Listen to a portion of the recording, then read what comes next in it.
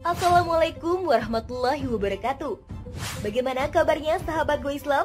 Semoga selalu Allah berikan sehat lahir dan kesehatan iman ya. Sahabat, siapapun yang meyakini akan kematian tentunya penasaran ingin mengetahui bagaimana nasib dan perjalanan dirinya kelak. Namun, tak seorang pun yang boleh menyandarkan berita goib kecuali kepada nas Al-Quran dan hadis yang sahih. Sesungguhnya, mayat di alam kubur akan melewati beberapa tahap perubahan. Apa sajakah tahap-tahapan tersebut? Silakan sahabat simak video ini sampai selesai, hanya di channel Go Islam. Namun sebelum diulas lebih lanjut, jangan lupa klik subscribe, like, dan klik lonceng notifikasinya terlebih dahulu, agar channel Go Islam dapat terus memberikan manfaat hosana keislaman untuk umat.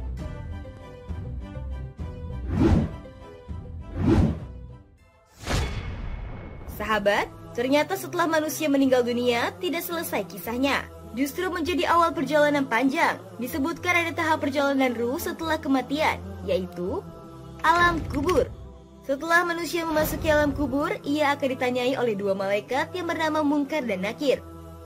Malaikat itu menanyakan tentang siapa Tuhan si mayit, apa agamanya, apa kitab yang menjadi pedomannya, dan siapa nabinya. Kemudian si mayit akan menjawab pertanyaan dua malaikat tersebut sesuai dengan amal perbuatannya di dunia. Dan jika ia lulus dari pertanyaan dua malaikat tadi, maka ia akan diistirahatkan di taman surga untuk menunggu kiamat. Namun jika ia gagal dari pertanyaan dua malaikat tadi, maka ia akan ditempatkan di terasnya neraka sampai hari kiamat. Hari Kebangkitan. Hari Kebangkitan adalah kehidupan setelah mati menurut Islam. Selanjutnya akan dijalani setelah malaikat Israfil meniupkan sangkakalanya. Ketika malaikat Israfil meniupkan sangkakala yang pertama, maka semua makhluk akan binasa. Kemudian ia meniupkan untuk yang kedua kalinya, sehingga semua makhluk akan hidup kembali tanpa terkecuali. Berbaris menuju padang mahsyar. Setelah semua makhluk dibangkitkan tanpa terkecuali, termasuk dari golongan jin, manusia, dan hewan. Padang mahsyar adalah tempat datar yang sangat luas, tempat di mana semua makhluk ciptanya akan dikumpulkan setelah dibangkitkan untuk yang kedua kalinya. Di tempat ini, semua makhluk dari bumi dan langit lapisan ketujuh dikumpulkan untuk diadili.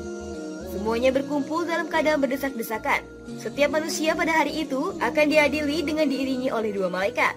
Yang satu sebagai pengiringnya dan yang satunya lagi sebagai saksi atas semua perbuatannya di dunia. Hari pertimbangan amal baik dan buruk. Setelah semua makhluk terkumpul dalam padang mahsyar, tibalah saatnya untuk memperlihatkan buku catatan amal dari jin dan manusia. Banyak hadis yang menggambarkan keadaan saat hari pertimbangan atau yang juga dalam bahasa Arab disebut Yaumul Mizan. Rasulullah Shallallahu Alaihi Wasallam bersabda, pada hari kiamat mizan akan ditegakkan. Andaikan ia digunakan untuk menimbang langit dan bumi, niscaya ia akan tetap lapang.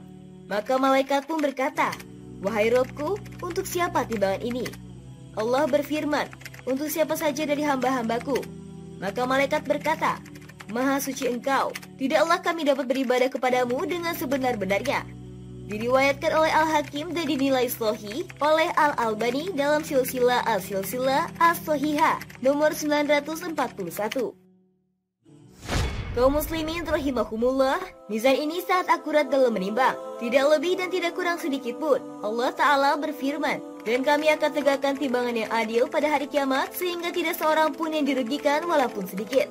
Jika amalan itu hanya seberat biji sawi pun, pasti kami akan mendapatkan pahalanya, dan cukuplah kami sebagai pembuat perhitungan. Al-Quran Surat Al-Anbiya ayat 47. Hari perhitungan segala amal. Yaumul Hisab atau hari perhitungan amal adalah hari di mana Allah memperlihatkan kepada hamba-hambanya tentang amal mereka. Setelah menerima buku catatan, para jin dan manusia akan menjalani perhitungan amalnya. Semua amal kebaikan sekecil apapun akan mendapat balasannya. Dan sebaliknya, semua amal kejelekan sekecil apapun juga akan mendapatkan balasannya. Allah Ta'ala berfirman, sesungguhnya kepada kamilah kembali mereka. Kemudian, sesungguhnya kewajiban kamilah menghisap mereka. Al-Quran Surat Al-Ghoshiyah ayat 25-26. Siratul Mustaqim. Setelah melalui proses hisab, semua manusia akan melewati jembatan yang lurus atau yang biasa disebut dengan Siratul Mustaqim. Proses hisab yang sebelumnya dijalani sangat menentukan nasib manusia dalam melintasi jembatan ini.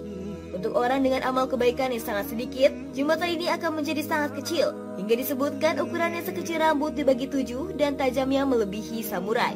Sebaliknya, untuk orang dengan amalan baik banyak, ia akan melewatinya dengan tenang. Ada yang secepat kilat, ada juga yang menanggung onta, kambing, atau sapi dari hasil kurbannya ketika di dunia. Surga. Orang-orang shalih yang berhasil melewati Shiratul Mustaqim, ia akan ditempatkan di surga atas rahmat Allah. Semua orang muslim kelak akan ditempatkan di surga meskipun ia memiliki dosa.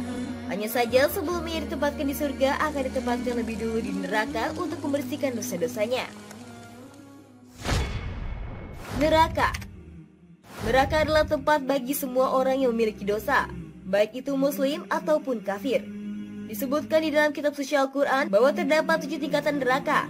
Hal ini sebagaimana firman Allah, tiap-tiap pintu telah ditetapkan untuk golongan tertentu bagi mereka. Al-Quran Surat Al-Hijr ayat 44. Demikian yang terjadi pada seorang hamba mukmin sejak malam pertama di alam kubur, hingga waktu yang telah ditetapkan oleh Allah Subhanahu wa Ta'ala, atau disebut juga kiamat. Berdasarkan hadis Nabi SAW yang sahih, semoga sahabat dan kita semua mampu mengumpulkan bekal amal yang cukup dan diberikan keselamatan dan ditempatkan di surganya. Amin ya Rabbal Alamin. Wallahu a'lam bishawab. Sahabat gue Islam, jika video ini memberikan manfaat, jangan lupa untuk share ya, agar kita ikut menyebarkan kebaikan. Karena kata Rasulullah, barang siapa menunjukkan manusia kepada kebaikan, maka ia memperoleh pahala seperti pahala orang yang melakukannya. Hadis riwayat Muslim. Wassalamualaikum warahmatullahi wabarakatuh.